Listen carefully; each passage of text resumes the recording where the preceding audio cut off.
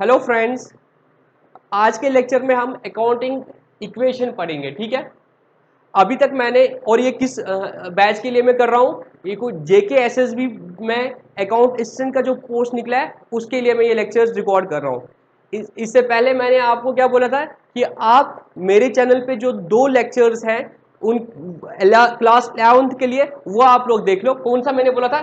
जो मैंने 11th के लिए लेक्चर नंबर 2 कर दिया था रिकॉर्ड, बेसिक अकाउंटिंग टर्म्स, वो मैंने बोला था आपको देखने के लिए। उसके बाद अगले दिन मैंने आपको बोला था बेसिक अकाउंटिंग कंसेप्ट, जो 11th के लिए मैंने रिकॉर्ड करते थे, आप लोग देख लो। क्यों?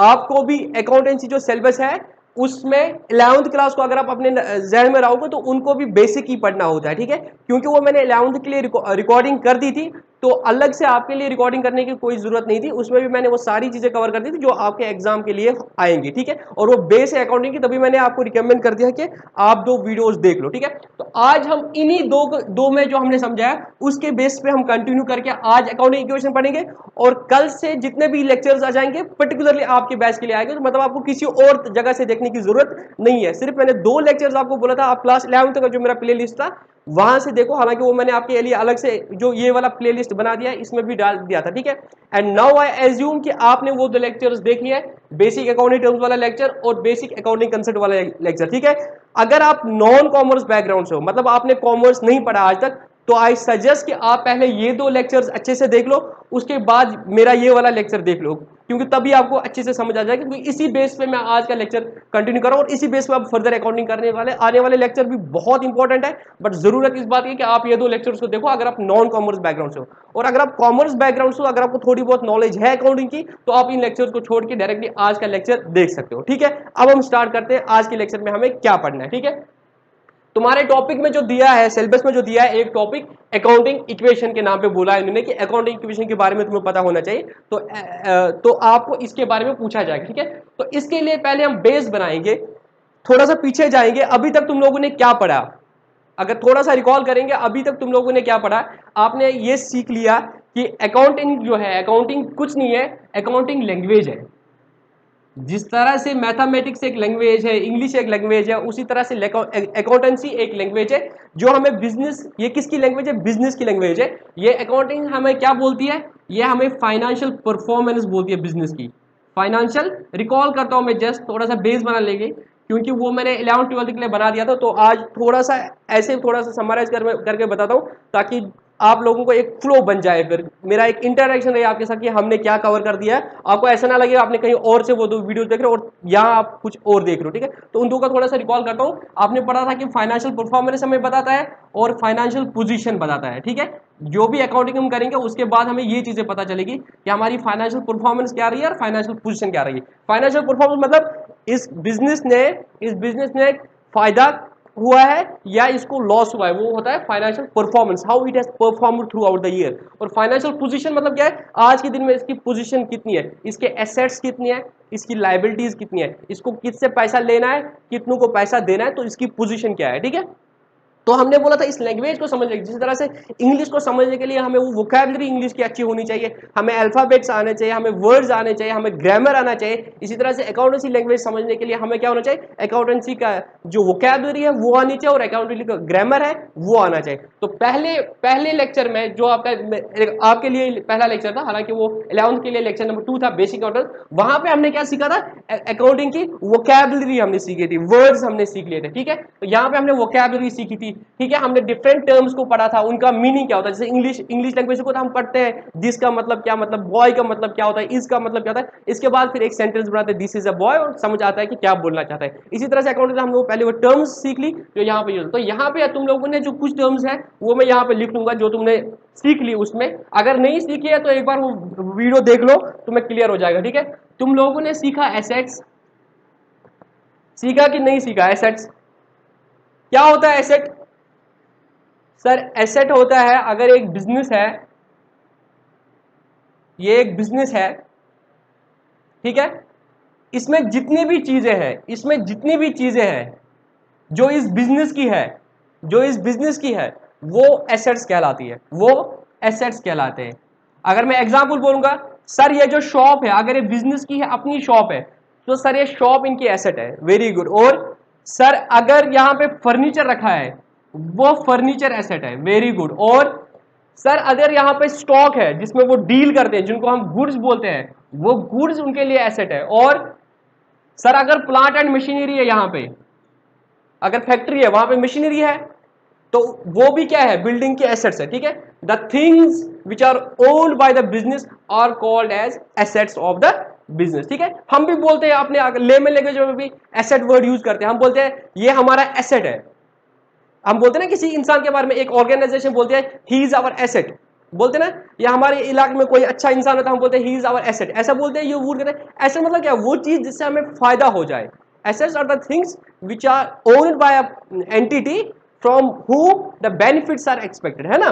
तो इन सब से मुझे फायदा होने वाला है। फर्नीचर मुझे रेवेन्यू कमाने में मदद देगा। ठीक है, गुड्स को बेचूंगा तो फायदा आ जाएगा, प्लांट मशीनरी से गुड्स बना दूंगा तो फायदा आ जाएगा, शॉप में काम करूंगा तो फायदा आ जाएगा। तो वो सारी चीजें जो किसी एंटिटी की होंगी which are owned by that enterprise are called as the assets of that enterprise. तो एसेट समझ आया? हाँ सर, एसेट तो हमें समझ आ गया। और क्या सीखा तुमने? सर हमने सीखा था सबसे पहले वो कैपिटल सीखा था हमने। ठीक है, हाँ सर हमने कैपिटल भी सीखा था। क्या होता है कैपिटल? सर हमने पढ़ा था एक बंदा होता है जो बोलता है कि मैं बिजनेस करूंगा, मैं बिजनेस करूंगा, इसको हम बोलते हैं ओनर। क्या बोलते हैं सर? हाँ, इसको बोलते हैं ओनर। ठीक, और ये करेगा बिजनेस स्टार्ट, तो ये हो गया इसका बिजनेस, ये हो गया इसका बिजनेस। Very good. ठीक है, जैसे उसने दुकान खोला कहीं पे, जैसे मैंने एग्जांपल दिया, मैंने रेडीमेड गारमेंट का अपना शोरूम खोला, तो मेरा रेडीमेड गारमेंट का शोरूम जो है वो मेरा बिजनेस है और मैं इसका ओनर हूं, मालिक। सर ओनर जो पैसा इस बिजनेस में लगाता है, सपोज उसने 5 लाख रुपया लगाया था, तो जो 5 लाख रुपया इसने इसमें लगाया था, दैट इज द कैपिटल। वो पैसा जो मालिक लगाता है बिजनेस में, उसको बोलते हैं कैपिटल। ठीक है, और क्या सीखा था तुमने? तुमने बहुत सारी चीजें सीखी थी, बट जो आज के लेक्चर के इंपॉर्टेंट है मैं उनको रिकॉल कर रहा हूं। सर और सीखा था हमने लाइबिलिटी। ठीक है, क्या होता है लाइबिलिटी? सर लाइबिलिटी का मतलब होता है कर्जा। कोफ्रेज है कर्जा। ठीक है, अगर इंग्लिश उर्दू समझ नहीं आती है किसी को तो कर्जा, बिजनेस का जो कर्जा है वो उसका लाइबिलिटी हो गया। कर्जा मतलब हमने किसी से उधार लिया है, जिसमें हमने पढ़ा था सर इनका क्रेडिटर होगा, जिससे मैंने उधार में गुड्स परचेज किया है, और अगर लोन लिया है तो ये मेरी लाइबिलिटी होगी। ये चीज तुम लोगों ने पढ़ी थी? हाँ सर पढ़ा था। तो ये तीन चीजें मुझे आज काम आ जाएगी, एसेट, कैपिटल और लाइबिलिटी। एसेट वो सारी चीजें जो बिजनेस ओन करती है, जो इस बिजनेस की चीजें हैं उनको एसेट बोलते हैं। वो सारी चीजें जो बिजनेस ने कर्जा लिया है, वो अमाउंट जो बिजनेस का लाइबिलिटी है, जो उसको पे करना है, हमारे लिए अपनी लाइबिलिटीज होती है कुछ, किसको पैसा देना है, जिनको हम बोलते हैं हमारा कर्जदार, जिनसे हमने पैसा लेना है, जिनको हमसे पैसा लेना है, मतलब जिनको हमें पैसे देने हैं। ठीक है, उनके हमें कर्जा है। ठीक है, दे आर क्रेडिटर्स। और दूसरा क्या होता है? डेटर्स, जिनको मैंने पैसा दिया, जो मेरा कर्जदार है। मैं जिसका कर्जदार हूं तो मेरे लिए वो लाइबिलिटी है, और जो मेरा कर्जदार है दैट इज माई डेटर, और वो मेरा एसेट है, इससे पैसा लेना है, और जिसको पैसा देना है दैट्स माई क्रेडिटर। तो पैसा देना है मुझको तो मेरे लिए लाइबिलिटी है। अगर बैंक से लोन लिया तो वो मेरे लाइबिलिटी है। अगर मुझे किसी से पैसा लेना है दैट्स माई एसेट। मेरा stock that's my asset, my building that's my asset, my मतलब बिजनेस। ठीक है, तो ये तीन चीजें हमें समझ आई थी। हाँ सर अच्छे से समझ आ गई है कि एसेट क्या होता है, कैपिटल क्या होता है, कैपिटल वो पैसा जो ये मालिक इनिशियली लगाता है, और लाइबिलिटी जो बिजनेस का कर्जा है। ठीक है, वेरी गुड, ये तो पढ़ा। ये हमने और भी कुछ अकाउंट टर्म्स पढ़ी है जो इस वक्त इररिलेवेंट है, तो मैं छोड़ रहा हूं। ठीक है, और क्या पढ़ा? और सर हमने अकाउंटिंग कंसेप्ट्स पढ़े। ये अकाउंटिंग टर्म जो पढ़ा था इसको बोलते हैं, तुम देखो, vocabulary of this accounting language. ठीक है, जैसे इंग्लिश की वोकैबुलरी है, जितने वर्ड्स आपको आएंगे, जितने वर्ड्स के बारे में आपको पता होगा, उतनी आपको इंग्लिश अच्छी आ जाएगी। इसी तरह से जितने वर्ड्स हमें पता होगा उतनी हमें अकाउंटिंग अच्छे तरीके से आ जाएगी। ठीक है, तो वो हमने वर्ड्स सीखे यहाँ पे अकाउंटिंग में। अब अकाउंटिंग का हम ग्रामर सीखेंगे। तो अकाउंटिंग कंसेप्ट जो है वो बेसिक ग्रामर है। क्या है? बेसिक ग्रामर है अकाउंटिंग की, जो हमें जिसके बेस पे हम अकाउंटिंग करेंगे। जैसे इंग्लिश में ग्रामर होता है, ये रूल्स होते हैं कि इधर ये लगेगा, इधर ये करना है, इधर वो करना है। इसी तरीके से अकाउंटिंग कंसेप्ट हमने कुछ बेसिक्स है जिनके बेस पे हम अकाउंटिंग करेंगे। उसमें जो इंपॉर्टेंट है वो मैं यहाँ पे बताता हूँ। तुम लोगों ने क्या पढ़ा? सर हमने पढ़ा बिजनेस एंटिटी कंसेप्ट। तो इस कंसेप्ट से जब हम अकाउंटिंग करने जाएंगे, हमें समझना है बिजनेस अलग है, बिजनेसमैन अलग है, बिजनेस अलग है, बिजनेसमैन अलग है, ये अलग है और ये अलग है। हम जो अकाउंटिंग करेंगे, अगर तुम लोग अकाउंटेंट हो, तुम इस बिजनेस के अकाउंटेंट हो, इस बिजनेस के अकाउंटेंट हो, ना कि इस बंदे के तुम अकाउंटेंट नहीं हो। तभी हम बोलते थे जो कैपिटल या पैसा लाएगा बिजनेस में, हम बिजनेस में इसके नाम पे कैपिटल दिखा देंगे, हम इसके नाम पे कैपिटल दिखा देंगे, ओनर के नाम पे कैपिटल दिखा देंगे। हम बोलेंगे बिजनेस में पैसा आया है और ये पैसा ओनर का है, ये ओनर का है।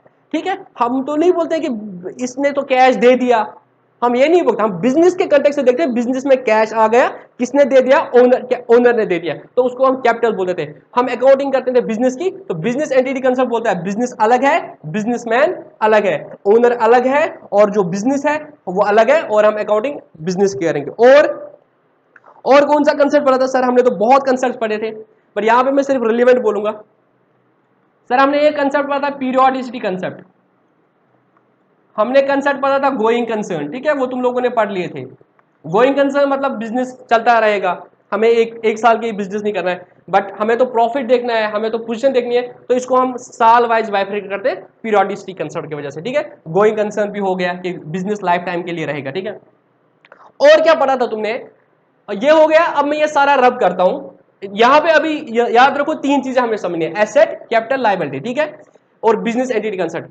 बाकी मैं रब कर लेता हूं, अब मैं मेन टॉपिक पे आ जाता हूं, अकाउंटिंग इक्वेशन पे। ठीक है, थोड़ा टाइम लग जाएगा आपको बेस बनाने में, बट मैं कोशिश कर रहा हूं आपको बहुत अच्छे तरीके से समझा दूं, ताकि आपको ना ये दिक्कत ना हो जाए।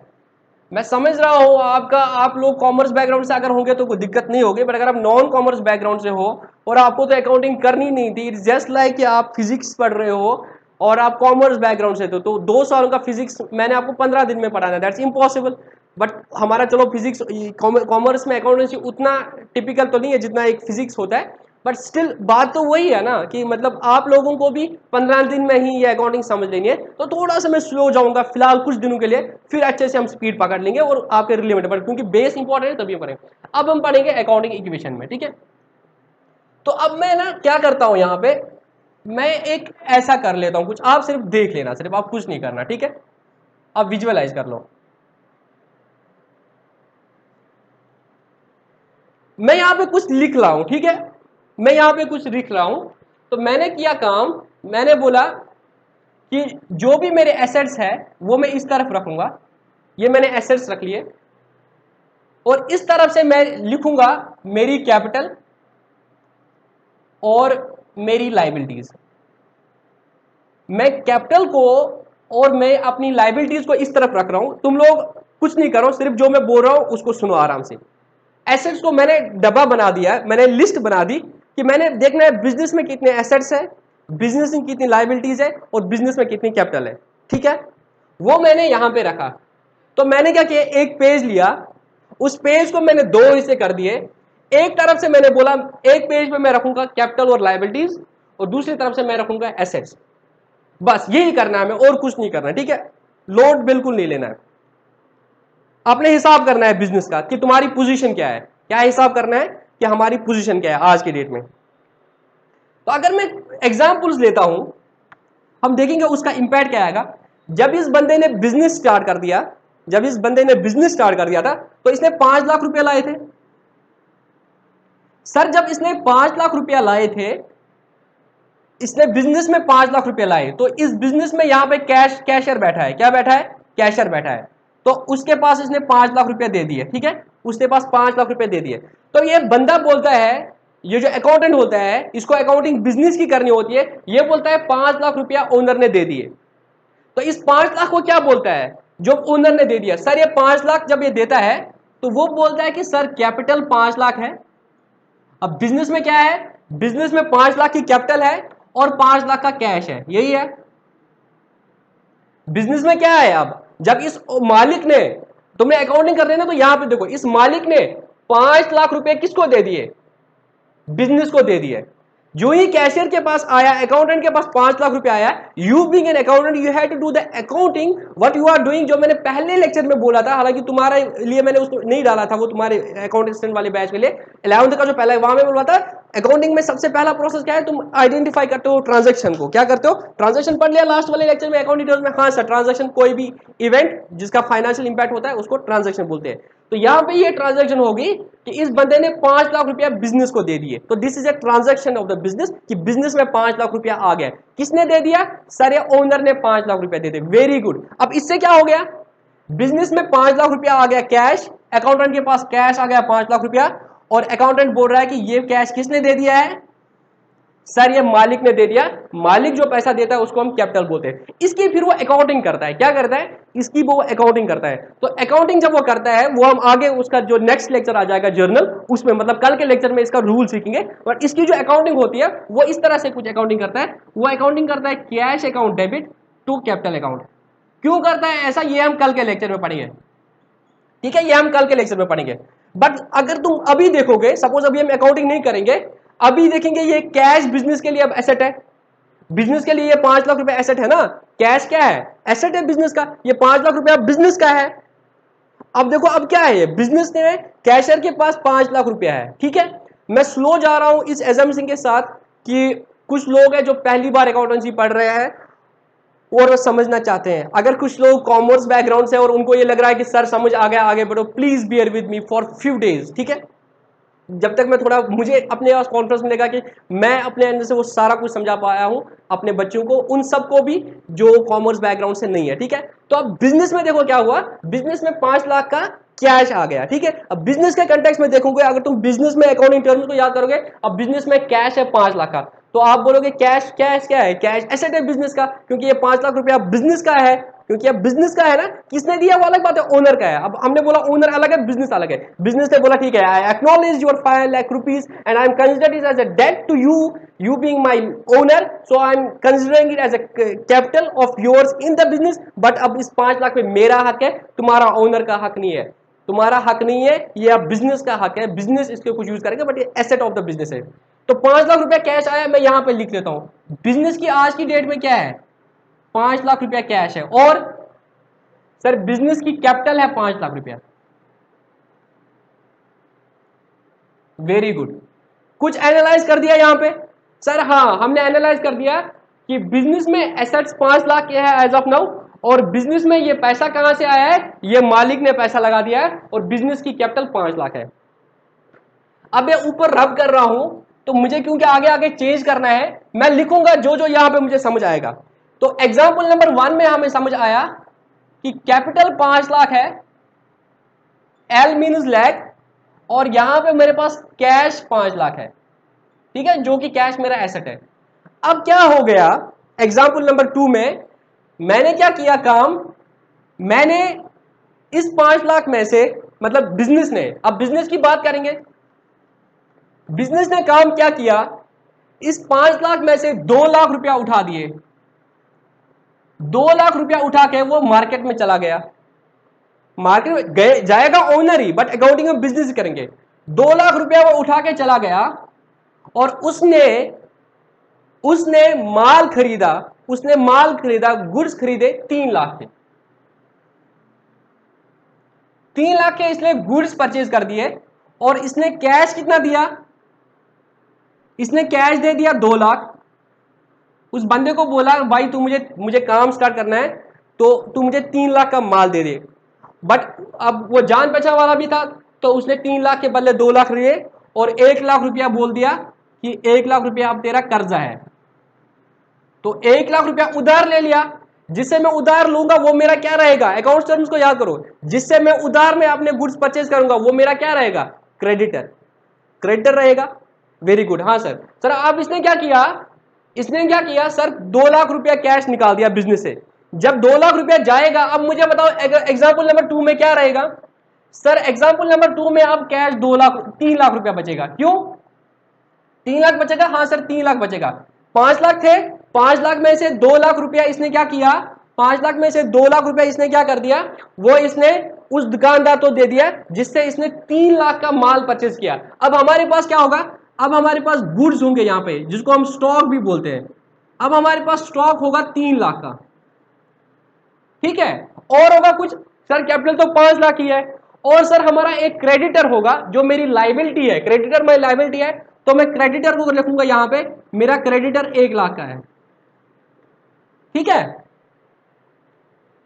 ये हो गया, यहां तक अच्छे से समझ आ गया। इसने क्या किया, 2 लाख रुपया बिजनेस से ले गए, गुड्स परचेज करने दुकान मार्केट में गया 2 लाख लेके, वहां से 3 लाख का माल खरीदा, 1 लाख उधार में खरीदा, 1 लाख उधार में खरीदा, ठीक है। अब इसके बाद मैं पोजीशन देखूंगा क्या है बिजनेस में, मैं अभी एसेस कर रहा हूं क्या है, मैं देख रहा हूं अभी बिजनेस में। मैं अकाउंटेंट को बोला वन बाय हिसाब क्या चाहिए, क्या हिसाब है तुम्हारा, तो वो बोल रहा है सर कैश 3 लाख है और माल 3 लाख का है, ये टोटल हो गया 6 लाख। सर माल 6 लाख का है और इसी बरकस क्या है, सर कैपिटल 5 लाख है और 1 लाख का उधार लिया है, तो ये भी 6 लाख है।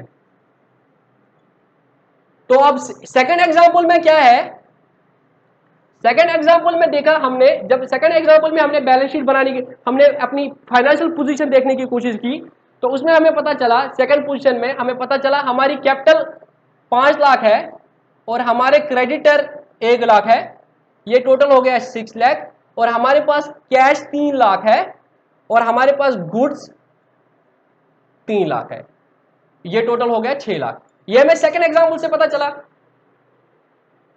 अब थर्ड एग्जांपल लेता हूं, प्लीज बियर विद मी। वो बच्चे वो जिनको कॉमर्स आता है वो बोल रहे हैं सर हमें समझ आ गया आप क्या कहना चाहते हो, बट मैं बोलता हूं बच्चों थोड़ा सा वेट करो, क्योंकि कुछ लोग हैं जो कॉमर्स बैकग्राउंड से नहीं है। तो एक एग्जांपल मैं लेता हूं, उसके बाद मैं बोलता हूं ये क्यों मैं बोल रहा था, ठीक है।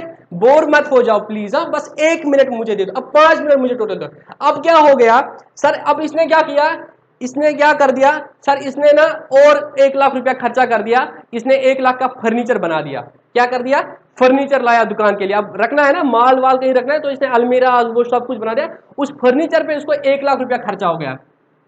इसने क्या किया, फर्नीचर पे 1 लाख रुपया खर्चा कर दिया, ठीक है। अब मुझे पता पोजीशन क्या होगी, तो जो इसने फर्नीचर लाया तो इसने क्या किया, फर्नीचर वाले को कैश दे दिया 1 लाख रुपया।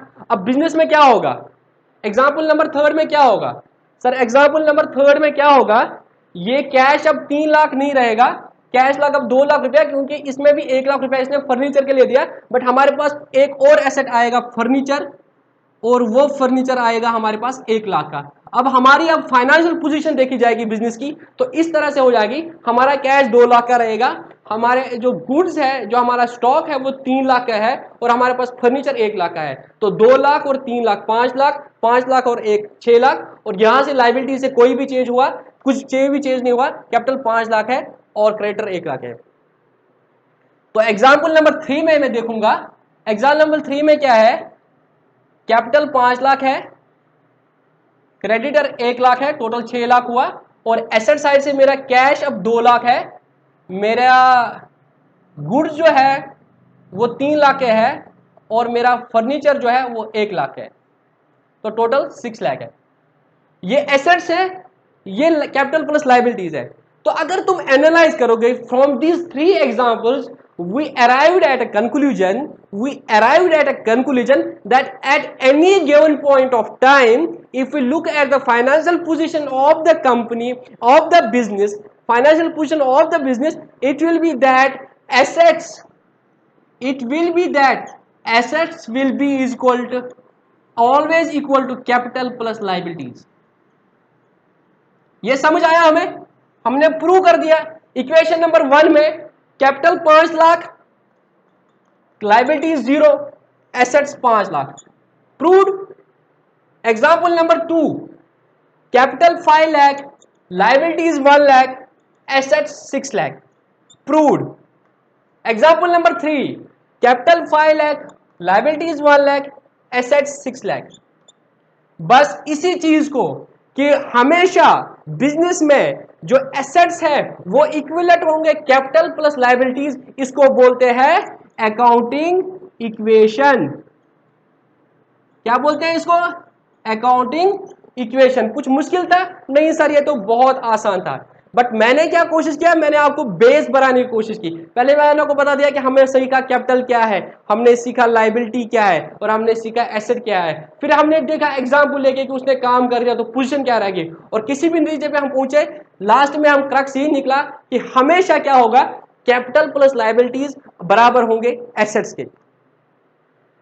तो ये हमने क्या करा, अपनी फाइनेंशियल पोजीशन देखी। तुम्हारे लिए सिलेबस में इतना ही है, अकाउंटिंग इक्वेशन बोलो, अकाउंटिंग इक्वेशन क्या है, तो तुम्हें क्वेश्चन आ जाएगा अकाउंटिंग इक्वेशन के बारे में। एग्जांपल किस तरह का क्वेश्चन आएगा, तुम्हें बोलेगा अकाउंटिंग इक्वेशन का फॉर्मूला क्या है, तो वहां पे दिया होगा capital minus liabilities is equal to asset, capital plus liabilities is equal to asset, asset minus capital is equal to liabilities, ये दिया होगा। तुम्हें करेक्ट बोलना है। करेक्ट क्या रहेगा sir, capital plus liabilities is equal to asset. वो मैंने आपको प्रूव करके दिखा दिया। एक चीज ये होगी। तीसरी तरह से क्या हो सकता है, तुम्हें एग्जांपल दोगे एसेट्स 1 लाख के हैं, लायबिलिटीज अगर 20,000 की है, तो कैपिटल कितनी होगी, माइनस करोगे तो निकल जाएगा, सिंपल मैथमेटिक्स करके के लिए कैपिटल 80,000 की होगी। इस तरह से तुम्हें अकाउंटिंग इक्वेशन पे क्वेश्चन आ जाएंगे। बट चूंकि मैंने तुम्हें अभी पूरी अकाउंटिंग पढ़ानी है, तो आज का जो टॉपिक था वो तो इधर ही क्लियर हुआ, बट क्योंकि मैंने तुम्हें अकाउंटिंग बनानी है, तो उसके लिए मैं इस लेक्चर को और एक्सटेंड करूंगा ताकि आपका बेस और स्ट्रॉन्ग हो जाए। ठीक है, कुछ चीजें हम और क्लैरिफाई कर देंगे, बट अकाउंटिंग इक्वेशन इतना ही था कि capital plus liabilities is equal to assets. ठीक है, अब देखो मैं बेस बनाऊंगा। हमने बोला जब हम अकाउंटिंग लैंग्वेज है, इसमें हम दो स्टेटमेंट्स मेनली बनाते हैं। ठीक है, एक हम बैलेंस शीट बनाते हैं और हम प्रॉफिट एंड लॉस अकाउंट बनाते हैं। प्रॉफिट एंड लॉस हमें फाइनेंशियल परफॉर्मेंस बताता है। क्या बताता है, फाइनेंशियल परफॉर्मेंस, कि हमने कैसे परफॉर्म कर दिया, हमारा फायदा हुआ या नुकसान हुआ, वो हम आगे पढ़ेंगे। और बैलेंस शीट क्या करता है, बैलेंस शीट हमें फाइनेंशियल पोजीशन बोलता है कि फाइनेंशियल पोजीशन हमारी क्या है। ठीक है ना, हमारे पास कितने एसेट्स है, हमारी लायबिलिटीज क्या है। तो वो जो बैलेंस शीट का फॉर्मेट होता है वो इस तरह से होता है। क्या होता है, इस तरह से होता है। ये जो मैंने यहां पे बना दिया था, it was nothing but a balance sheet. क्या थी, बैलेंस शीट। अकाउंटिंग में हम सीखेंगे कैसे बनाएंगे, बट मैंने विदाउट अकाउंटिंग कोशिश की आपको लिए बैलेंस शीट बना दो, जिसमें हम एक तरफ से रखते हैं कैपिटल और रखते हैं लायबिलिटीज। कैपिटल और लायबिलिटीज को एक तरफ से रखते हैं और एसेट्स को दूसरी तरफ से रखते हैं। कैपिटल और लायबिलिटीज को एक तरफ से रखते हैं, एसेट्स को दूसरी तरफ से रखते हैं, और हमेशा हम देखते हैं कि assets will be equal to capital plus liabilities. अब आप बोलोगे सर ऐसे क्यों रखते हैं, हम क्यों नहीं कैपिटल को एक तरफ से रखते हैं, एसेट्स और लायबिलिटीज को एक तरफ से रखते हैं। वो गलत होगा, इसलिए गलत होगा। अब मैं थोड़ा सा और आप लोगों को नॉलेज दूंगा। अब आपको ना 5 मिनट के लिए क्या करना है, अपना दिमाग पूरा खोलना है और विजुअलाइज करने की कोशिश करनी है। क्या करने की कोशिश करनी है, विजुअलाइज करने की कोशिश करनी है, तो आपको वो समझ आ जाएगा क्या चीज है। आप इस चीज को विजुअलाइज करो। अब मैं इसको बैलेंस शीट हटाता हूं, तुम्हें समझ आया, ऐसे होती है बैलेंस शीट। जब भी आप किसी दुकानदार के बोलोगे, उसको बोलना बैलेंस शीट दिखा दो, तो तुम you will be able to now understand, okay cash है, गुड्स है, ये एसेट होता है और ये इस तरफ से आता है, और ये कैपिटल एंड लायबिलिटीज है, ये लायबिलिटी साइड से आ जाता है। ठीक है, तो इसको बैलेंस शीट बोलते हैं। अब तुम्हारे लिए बैलेंस शीट कोई नई चीज नहीं होगी, बट अब मैंने थोड़ा और एनालाइज कराने की कोशिश करूंगा आप लोगों को। ठीक है, कोशिश है कि अकाउंटेंट की जॉब तो आपको लग जाएगी, और उसके बगैर भी जो नॉलेज है अकाउंट्स की, वो भी आप लोगों को आनी चाहिए। कल को आपको वहां पे जॉब पे बैलेंस शीट देखनी है, या कुछ इधर उधर देखना होगा, या कुछ नहीं है तो किसी के साथ बात करके बोल दोगे कि हाँ भाई हमें पता है क्या चीज है। ठीक है, अब थोड़ा सा विजुअलाइज करो 2 मिनट के लिए। आप एज्यूम करो,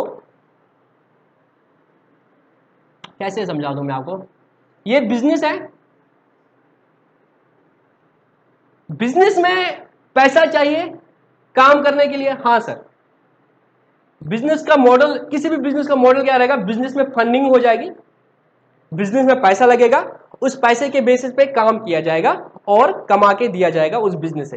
तो बिजनेस में क्या हो जाएगा, फंड्स दिए जाएंगे। तो फंड्स किस तरह से होगा, या तो वो मालिक जो उस बिजनेस का है अपने पैसे लगा देगा, और हो सकता है वो अपने पैसे सारे ना लगा दे, लोन लेगा, और हो सकता है वो उधार लेगा माल। तो इस तरह से क्या हो गया, आप अगर मैं यहां पे लिखूंगा, ये सोर्सेज ऑफ फंड्स है। क्या है, सोर्सेज ऑफ फंड। पैसा कहां से आ गया, पैसा कहां से आ गया, सोर्स ऑफ फंड। एंड ये साइड होता है एप्लीकेशन ऑफ फंड। क्या बोलते हैं, एप्लीकेशन ऑफ फंड। पैसा कहां से आया बिजनेस में और कहां पे यूज कर दिया, कहां यूज कर दिया, एसेट्स में यूज कर दिया होगा, क्योंकि उन्हीं को खरीदा होगा। अब वो बिजनेस के एसेट्स बन गए, बिजनेस की प्रॉपर्टी बन गई, बिजनेस के रिसोर्सेज बन गए। कहां से खरीदा, इसके लिए पैसा कहां से आया, बोलते हैं ना कभी। अब मैं वो एग्जाम्पल नहीं लेता हूँ, जब रिसेंटली मैं वीडियो देख रहा था तो वो एक पॉलिटिशियन है, वो दूसरे पॉलिटिशियन को क्वेश्चन करता है कि तेरे हॉस्पिटल के बिल्स का पैसा कहाँ से आया, तूने जो वो घर बना दिया उसके पैसे कहाँ पे आ गए। कहने का मतलब है अगर कहीं पैसा लगाया जा रहा है तो कहीं से पैसा आएगा ना। तो जो जहां से पैसा आएगा उनको सोर्सेज ऑफ फंड्स बोलते हैं, और कहां पे बिजनेस में पैसा लगा दिया उसको एप्लीकेशन ऑफ फंड्स बोलते हैं। तो अगर देखा जाएगा बिजनेस में पैसा कहां से आया, सर मालिक ने 5 लाख का रुपया पैसा लगा दिया बिजनेस में, और इस ये जो क्रेडिटर है इसका 1 लाख रुपया लगाया इस बिजनेस में। तो बिजनेस में 6 लाख के, अब ये 6 लाख रुपया कहां पे लगा दिया, सर एसेट्स में 2 लाख है, गुड्स में 3 लाख है, और फर्नीचर में 1 लाख है। The sources were 6 lakh, then the source was 5 lakh was introduced by the owner and 1 lakh was introduced by the creditor, है ना। क्रेडिटर ने दिया ना, इट इज एज वेल, उसने कैश दे दिया, एज्यूम करो ऐसे। तो उसका 1 लाख रुपया लगाया और इसका 5 लाख रुपया लगाया, टोटल 6 लाख रुपया बिजनेस में लगे। अब देखेंगे हमारी पोजीशन 6 लाख है कि नहीं है, हाँ है। कैश 2 लाख है, गुड्स 3 लाख है, फर्नीचर 1 लाख है, ये भी 6 लाख है। तो सोर्सेज ऑफ फंड्स को हमने एक साइड से रखते हैं और एप्लीकेशन ऑफ फंड्स को हम दूसरी तरफ से रखते हैं। सोर्सेज ऑफ फंड्स जो है उनको हम रखते हैं कैपिटल, और सोर्सेज दो तरह के हो सकते हैं। बिजनेस में जो पैसा आएगा वो दो तरह से आएगा, या तो मालिक का होगा या बाकियों का होगा। मालिक का होगा उसको कैपिटल बोलते हैं, बाकियों का होगा उसको अदर लायबिलिटी बोलते हैं। तो हालांकि बिजनेस के लिए अगर हम बिजनेस के एंगल से देखेंगे, क्योंकि हम अकाउंटिंग बिजनेस की कर रहे हैं, बिजनेस में ये 6 लाख रुपया लगा है, बिजनेस में ये 6 लाख रुपया लगा है, 6 लाख की चीजें हैं बिजनेस में, इसकी जो फंडिंग हो गई है 5 लाख रुपया ओनर ने लगा दिया है और 1 लाख रुपया बाकियों ने लगा दिया है, बाकियों का पैसा फंसा हुआ है इस बिजनेस में। तो अगर देखा जाए हमारी बिजनेस के लिए, क्योंकि बिजनेस एंटिटी बोलती है ये भी अलग है और ये बिजनेस भी अलग है, ये बिजनेस के एसेट्स है, आप ये इसके एसेट नहीं है, ये नहीं बोलेगा मेरे ये एसेट्स है, हम बोलेंगे ये बिजनेस के एसेट्स है। क्या है, बिजनेस के एसेट्स है, बिजनेस का कैश है, बिजनेस के गुड्स है, बिजनेस का फर्नीचर है। तेरा क्या है, ये बोलेगा फिर मेरा क्या है, हम बोलेंगे तेरी कैपिटल है।